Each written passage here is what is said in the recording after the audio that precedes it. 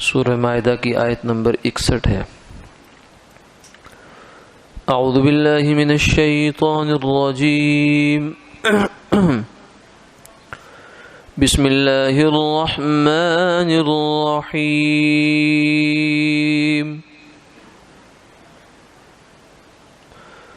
وَإِذَا جَاءُوكُمْ قَالُوا آمَنَّا وَقَدْ دَخَلُوا بِالْكُفْرِ وَهُمْ قَدْ خَرَجُوا بِهِ وَاللَّهُ أَعْلَمُ بِمَا كَانُوا يَكْتُمُونَ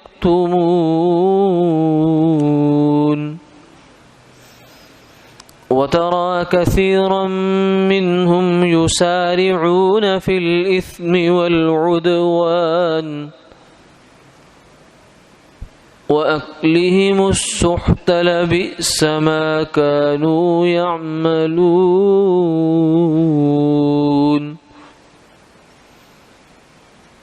لولا ينهاهم الربانيون والأحبار عن قولهم الإثم وأكلهم السحت لبئس ما كانوا يصنعون۔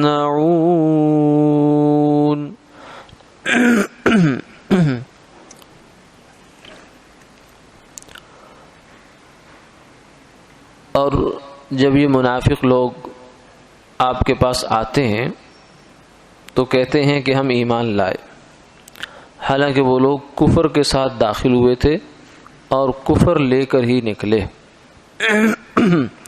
اللہ کو اس بات کی خوب خبر ہے جس کو وہ چھپاتے ہیں، اور آپ ان میں سے بہت سوں کو دیکھیں گے کہ وہ گناہ اور ظلم اور حرام خوری میں بہت جلدی کرتے ہیں، ان کے کام بہت برے ہیں۔ ان کے مشائخ اور علماء انہیں گناہ کی بات بولنے سے اور حرام کھانے سے کیوں نہیں روکتے؟ یہ جو کچھ کر رہے ہیں یہ بہت برا ہے۔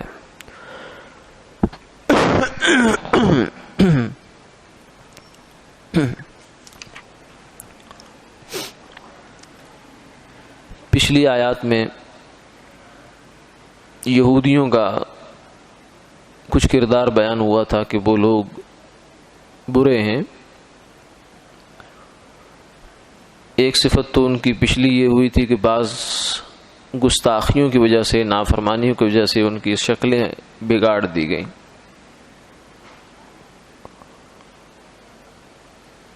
اور دوسری بات ان کی جو یہاں برائی کا تذکرہ وہ یہ ہے کہ یہ لوگ منافق بھی ہیں۔ ان میں سے بہت سے لوگ ایسے ہیں جو نفاق رکھتے ہیں، اور نفاق ایک اخلاقی کمزوری ہے، برائی ہے۔ یعنی مسلمان ہونا، کافر ہونا، یہ اپنی جگہ دو الگ الگ باتیں ہیں۔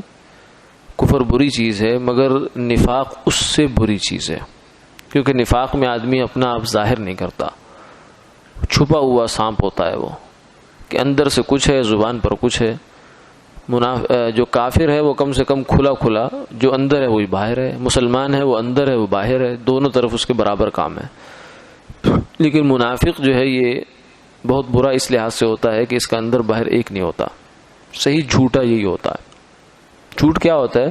جھوٹ یہ ہوتا ہے کہ زبان پر آدمی کی وہ بات ہے جو دل میں نہیں ہے، جو بات اس کے عمل میں نہیں وہ زبان پر ہے۔ کسی کے اس نے پیسے دینے ہیں اور کہتے ہیں میں نے نہیں دینے، قسم کھا جاتا ہے کہ میں نے نہیں دینے، اور دل میں اس کو پتہ ہے میں نے دینے ہیں، تو یہ جھوٹ ہوتا ہے۔ دل اور زبان جب آپس میں میچ نہ کرے، مطابقت نہ ہو ان کی، تو یہ جھوٹ بن جاتا ہے، کردار کا جھوٹ ہوتا ہے یہ۔ تو میں ایک صفت تو ان کی یہ ہے، جب یہ آپ کے پاس آتے ہیں تو آ کر کہتے ہیں کہ ہم ایمان لائے، حالانکہ ایمان تو بہت دور کی بات ہے۔ یہ تو جو کفر لے کر آئے تھے جیسا ویسا کفر لے کر واپس چلے گئے، یعنی ذرہ برابر ان میں ایمان کا داعیہ آئے نہیں سرے سے۔ اس کی مثال تو ایسے ہی ہے جیسے ایک آدمی جو ہے وہ بارش میں یا پانی میں نہائے لیکن اپنے آپ کو اتنا اس نے ٹائٹ کر کے کپڑے پہن لے، واٹر پروف قسم کے کپڑے پہنے کہ اس کو ایک قطرہ پانی کا اس کے جسم پر نہ لگے، تو وہ کہنے کو تو کہہ سکتا ہے کہ میں بارش میں گیا، میں نہایا، لیکن وہ نہیں نہایا، اس کا جسم ہی نہیں گیلا ہوا۔ اس نے جو پانی سے حاصل کرنی چاہیے تھی جو چیز، اس نے ایک قطرے کے برابر بھی اس سے حاصل نہیں کی۔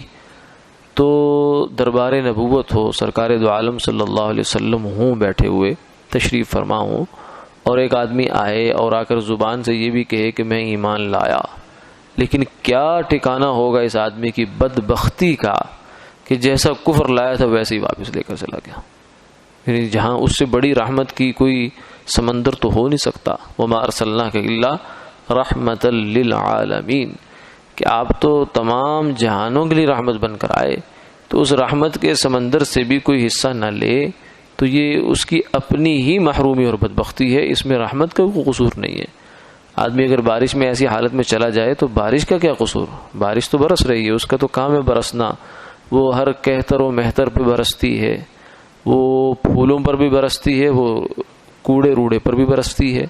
بارش تو ہر خاص و عام کے لیے یکساں برستی ہے، لیکن یہ تو اب ہماری ہمت ہے، نہانے والے کی ہمت ہے کہ وہ بارش سے کتنا فائدہ اٹھاتا ہے۔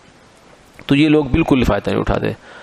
فرمایا وقد دخلوا بالکفر، کفر لے کر آئے تھے اور کفر ہی لے کر واپس چلے گئے، جیسے آئے تھے ویسے ہی واپس چلے گئے، کوئی کمی بیشی ان میں نہیں ہوئی، بلکہ نفاق کی مزید بوجھ اپنے اوپر لاد کر چلے گئے۔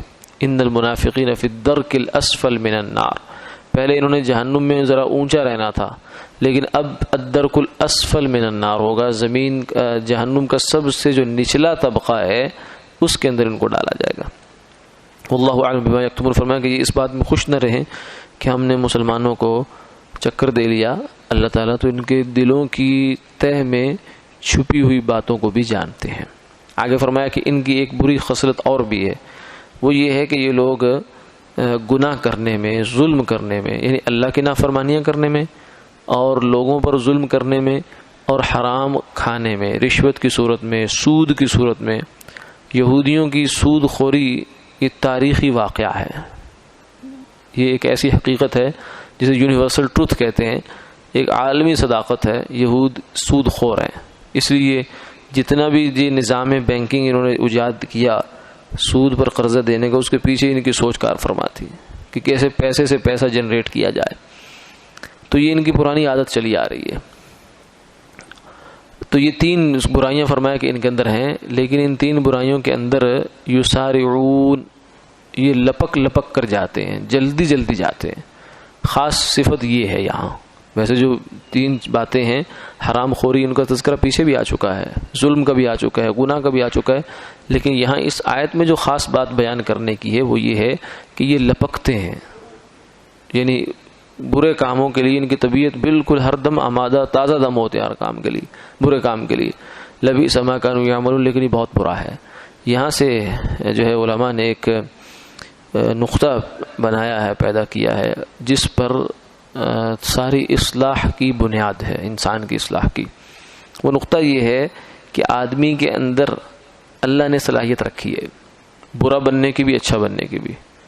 اچھا اتنا بنتا ہے، بن سکتا ہے کہ فرشتوں کو پیچھے چھوڑ جاتا ہے، اور برا اتنا بنتا ہے کہ شیطان کو بھی مات دے دیتا ہے۔ یہ دونوں صفتیں انسان کے اندر رکھتے ہیں اللہ تعالیٰ۔ وَهَدَيْنَاهُ النَّجْدَيْنِ، سوائے انبیاء علیہ السلام کے کہ ان کو اللہ تعالیٰ ایک نظام کے تحت گناہ سے معصوم کر دیتے ہیں، ورنہ باقی ہر انسان کے اندر یہ صلاحیت برابر موجود ہوتی ہے کہ برا بھی بن سکتا ہے اور اچھا بھی بن سکتا ہے۔ اور یہ برا اور اچھا ہونے کا بنیاد ایک ہے ہمارے جسم کے ظاہری اعمال۔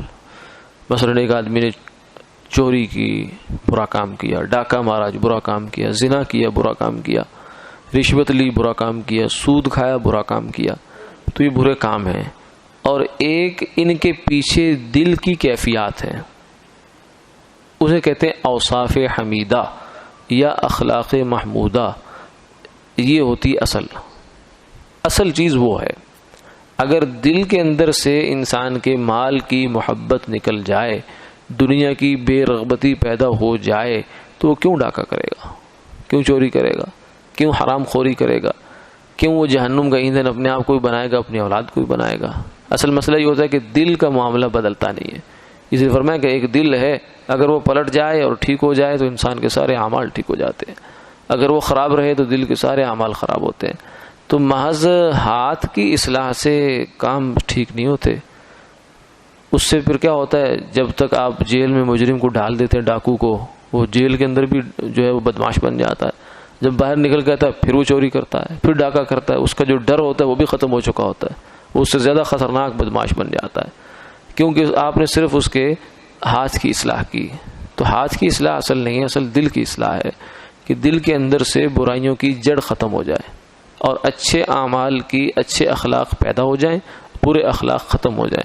شریعت کی نظر میں جو اخلاق ہیں وہ یہ ہیں. ہنس کر بولنا یہ بھی اخلاق ہے، لیکن اصل اخلاق یہ نہیں ہے. یہ تو بازاری مسکراہٹ بھی ہوتی ہے. تاجر کو گاہک کو دیکھ کر تاجر بہت خوش ہوتا ہے، اور اگر اسے پتہ چل جائے کہ اس نے سودا نہیں خریدنا تو اس کے چہرے پر فوراً تاثرات بدل جاتے ہیں. یہ تو بازاری کام ہے. تو یہ نہیں، اخلاق اسے نہیں کہتے. اخلاق ہوتا ہے کہ دل کے احوال، دل سے آدمی اپنے آپ کو متواضع ہو، اپنے آپ کو کمتر سمجھے، دوسرے مسلمانوں کو اپنے سے اچھا سمجھے، اور تکبر نہ ہو، غصہ نہ ہو اس کے اندر. شریعت کے لیے، اللہ کے لیے تو غصہ ہو، اپنی ذات کے لیے غصہ اس کے اندر نہ ہو، حسد نہ ہو، کینہ نہ ہو، بغض نہ ہو، حب مال نہ ہو، دنیا کی محبت نہ ہو. یہ اچھے اخلاق ہیں. اور برے اخلاق ان کے الٹ کرتے جائیں، سارے برے اخلاق بن جائیں گے. تو ان اخلاق کی اصلاح کرنا، تو جو اصلاح نفس ہوتی ہے، تزکیہ نفس ہوتا ہے یا تصوف ہوتا ہے، اس کا مقصود یہی ہوتا ہے کہ دل کی صفائی کر دی جائے، تاکہ دل کے اندر سے جو بیج ہیں وہی نکل جائیں. گناہ کا بیج نکل گا تو گناہ کہاں سے آئے گا؟ نیکی کا بیج ڈال دیا تو نیکی آنا شروع ہو جائیں گی اس کے اندر سے. تو یہ جب شروع میں تو آدمی کو تکلف کرنا پڑتا ہے، شروع میں نیکی کی طرف جانے کے لیے تکلف کرنا پڑتا ہے، لیکن رفتہ وہ نیکی طبیعت کا حصہ بن جاتی ہے، وہ ملکہ بن جاتا ہے، وہ اخلاق حمیدہ بن جاتے ہیں. پھر تکلف نہیں کرنا پڑتا، بڑی آرام سے آدمی وہ کام کر لیتا ہے. بلکہ نہ کر کے اس کو چین نہیں پڑتا، جب تک وہ کام کر نہ لے اسے چین نہیں آتا، کیونکہ طبیعت کا حصہ بن گیا. اور کرنے پر اس کو الجھن ہوتی ہے کہ یہ کیوں کیا میں نے غلط کام. تو یہ فرمایا یسارعون کے لفظ سے اس طرف ساری جو بات کی گئی، اس لیے مقصد اس کا یہ ہے کہ یہودی اتنے عادی ہو گئے تھے ان باتوں کے، ایک دفعہ گناہ کیا، 2 دفعہ کیا، 3 دفعہ، 4 دفعہ، حتیٰ کہ وہ کرتے گناہ طبیعت کا حصہ بن گیا. تو اس کے سے نتیجہ یہ نکلا کہ جس چیز کو آدمی نے اپنی طبیعت کا حصہ بنانا ہے، اس کو تکلف کر کے، شروع میں جبر کر کے، اپنے اوپر زور لگا کر اس کو بار کرے. جب بار کرے گا تو بالآخر وہ چیز اس کی طبیعت کا حصہ بن جائے گی. پھر اس کو چھوڑنا مشکل ہو جائے گا. پہلا کرنا مشکل تھا، اب چھوڑنا مشکل ہو گیا. اب اس کی طرف لپکے گا، فوراً آگے بڑھے گا. تو یہ ہے یسارعون، یعنی وہ اس حد تک پہنچ چکے ہیں کہ اب برائیاں کرنا ان کے لیے کوئی کام ہی نہیں، بائیں ہاتھ کا کھیل ہو گیا. یعنی کام، حالانکہ برا کام کرنے سے آدمی پہلے 10 دفعہ سوچتا ہے، پھر بعد میں ندامت سے پسیجتا رہتا ہے کہ میرے سے کیا ہو گیا. یہ اس کے ایمان کی حالت ہوتی ہے. اور یہ جو حالت ہے کہ برائی میں آدمی بے خوف و خطر چلتے ہی جا رہا ہے، اس کو کوئی خیال ہی نہیں ہے، یہ بڑی خطرناک حالت ہے. اس کا مطلب ہے کہ اب اس کی جو دل کی کیفیت ہے بہت زیادہ بگڑ چکی ہے. تو یہ ان کی کیفیت بھی آئی. آگے فرمایا کہ یہ جو ان کی برائی ہے، بری کیفیات ہیں، اس کے ذمہ دار ان کے مشائخ اور علماء ہیں. یہود کے عوام کے اندر اگر اخلاقی برائیاں ہیں تو اس کی ذمہ داری براہ راست ان کے مشائخ اور علماء. مشائخ وہ لوگ ہوتے ہیں جو باضابطہ عالم نہیں ہوتے، شریعت کے علوم نہیں پڑھتے، لیکن نیک ہوتے ہیں، تربیت یافتہ ہوتے ہیں، اور نیکی کو لوگوں میں آگے بانٹنے اور پھیلانے کی کوشش میں لگے ہوتے ہیں. اور علماء وہ ہوتے ہیں جو شریعت کے علوم باقاعدہ پڑھتے ہیں. تو دونوں کی ذمہ داری بنتی ہے کہ وہ امت کو، قوم کو برائی سے منع کریں. اگر وہ نہیں کر رہے تو اپنی ذمہ داریوں میں کوتاہی کر رہے ہوتے ہیں. اس لیے فرمایا لولا، کیوں نہیں ہوتا ایسے؟ کیا بات ہے کہ ان کے علماء اور مشائخ ان کو دیکھ نہیں رہے کہ ہماری قوم میں کیا اخلاقی برائیاں جنم لے رہی ہیں؟ تو ان کو چاہیے کہ اس کو روکیں. تو اس سے امت محمدیہ صلی اللہ علیہ وسلم کے علماء کی ذمہ داری بھی سامنے آتی ہے. جو علماء برائی پر نقد کرتے ہیں، تنقید کرتے ہیں کہ یہ برا کام ہو رہا ہے، برا عقیدہ پھیل رہا ہے، یہ فتنہ ہے، یہ فلاں ہے، ایسا نہیں ہونا چاہیے، یہ ان کی ذمہ داری ہوتی ہے. یعنی صرف مثبت بات کرنا، صرف نیکی کی باتیں کرتے رہنا علماء کی ذمہ داری پوری یہ نہیں ہے. امر بالمعروف، صحیح کام کا بھی حکم کرنا، دعوت الی الخیر دینا، وینہون عن المنکر، اور منکر سے روکنا، یہ بھی علماء کی ذمہ داری ہے۔ اگر وہ اس میں کوتاہی کرتے ہیں تو عند اللہ اس چیز کی مسئولیت اور جواب داری ہوگی۔ اس لیے اپنے اپنے دائرے میں رہتے ہوئے ہر انسان کو امر بالمعروف و نہی عن المنکر کا فریضہ سر انجام دینا چاہیے۔ بالخصوص اہل علم اس کے زیادہ جو ہے وہ ذمہ دار ٹھہرتے ہیں، اس لیے فرمایا کہ اگر یہ نہیں کر رہے تو بہت برا کام کر رہے ہیں، ان کا نہ روکنا۔ کیوں؟ اس لیے کہ جب کوئی قوم برائی میں پڑ جاتی ہے اور پھر اللہ تعالیٰ کی جانب سے اس کے اوپر گرفت آتی ہے تو پھر وہ گرفت یہ نہیں دیکھتی کہ نیک کون تھا، وہ سب پہ آتی ہے۔ برا کام اگر کسی گھر میں ہو رہا ہے، کسی محلے میں ہو رہا ہے، کسی گلی میں ہو رہا ہے، تو آدمی یہ نہ سوچے کہ میرے اس سے کیا غرض، میں تو نیک ہوں نا، اس کے اثرات بد اس سارے محلے پر ہوں گے۔ ایک بے نمازی کی نحوست جو ہے پتہ نہیں کتنے گھروں تک جاتی ہے۔ تو برائیوں کی نحوستیں ہوتی ہیں، نیکیوں کے اثرات اچھے ہوتے ہیں، برائیوں کے اثرات برے ہوتے ہیں۔ اس لیے یہ جو خیال کر کے بیٹھ رہے نا ہمیں کس سے کیا لگے، کوئی اپنے گھر میں کیا کرتا ہے کیا نہیں کرتا، اس کی فکر کرنا یہ ذمہ داری ہے، اور بلکہ دنیا کے نظام کو بھی اچھا رکھنے کے لیے ضروری ہے۔ کیونکہ جس معاشرے میں برائیاں پھیل جائیں، مثلا زنا پھیل جائے، زکوٰۃ کی عدم ادائیگی ہو جائے، وہاں قحط آ جاتا ہے، اور ایسی ایسی بیماریاں آتی ہیں کہ لوگ سر پکڑ کے بیٹھ جائیں گے یہ بیماریاں تو کبھی ہم نے سنی نہیں تھی، باپ دادوں کے زمانے میں کبھی بیماری نہیں، کیونکہ زنا پھیل چکا ہے۔ تو یہ بیماری تو پھر یہ نہیں دیکھے کہ صرف زنا والوں کو لگے گی، نہیں، وہ تو پھر جیسے جیسے وہ بیماری ہوگی، متعدی ہوگی، سب کو لگتی چلی جائے گی۔ جن جن چیزوں سے اس کا سبب کیا بنا، گناہ بنا۔ گناہ سے روکنا یہ دنیا کی زندگی بچانے کا بھی ذریعہ ہے، اور آخرت کا تو ہے ہی ہے۔ اللہ تعالیٰ عمل کی توفیق عطا فرمائے۔